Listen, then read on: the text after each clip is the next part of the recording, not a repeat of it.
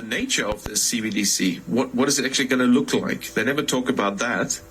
Right. But I heard one European central banker tell me what it's going to look like. He saw it. He was invited to one of the old central banks in Europe that are very much promoting this. They showed him.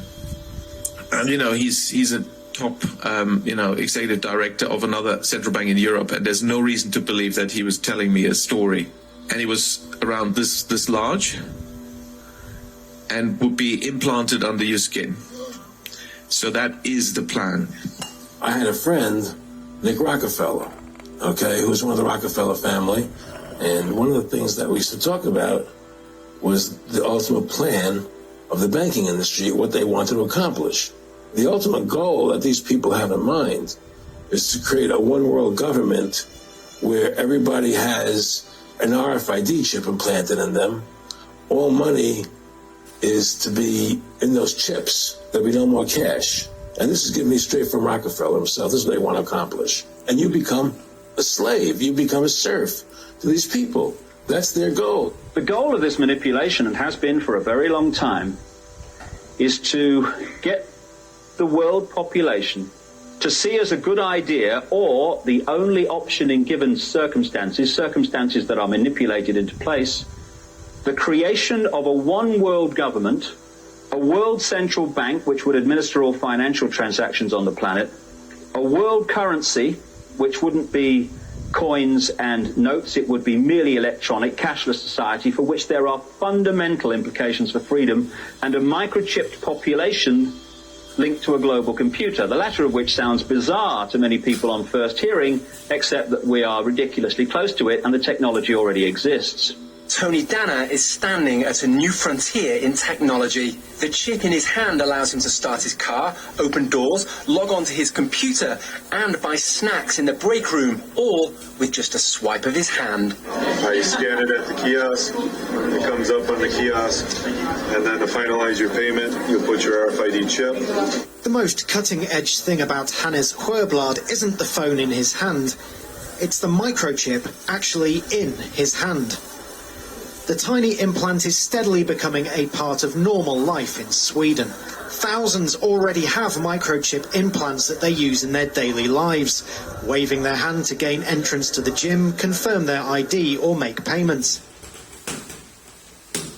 Nevertheless, each step of these technologies represent precursors to the mark of the beast. And many people focus on the differences between the precursors and the final prophecy of the mark of the beast, and then use such technical differences to disregard our warnings. But the mark of the beast will not come all of a sudden from one day to the next. There is and will be a great variety of precursors to the mark. One of the precursors most common today are RFID chipped cards. For example, a football club in the United Kingdom no longer accepts cash to go and see a match. You need to have a chipped card. Another football club in Argentina has gone an extra step and has recently introduced the idea of implanting RFID microchips in the upper arm that can be used for entering the grounds. Many shops everywhere are now promoting or requiring RFID chipped cards to access special discounts, and you can no longer travel using public transport in many places without an RFID chipped card. All of this is part of the conditioning that the system needs to implement before the final mark of the beast comes. The world's population must get used to making cashless transactions and be comfortable with having all their data registered and accessible to the system, and to enjoy and depend on the commodities that the technology offers before the whole world will be ready to accept an implantable microchip in the hand or forehead, without which they will not be able to buy or sell. Those who want to promote this transaction system based on microchip implants know that resistance to such a plan mostly comes from people who know of the mark of the beast prophecy. So the system keeps wearing down that resistance little by little through the use of these precursors. Technically, these precursors are not the mark of the beast.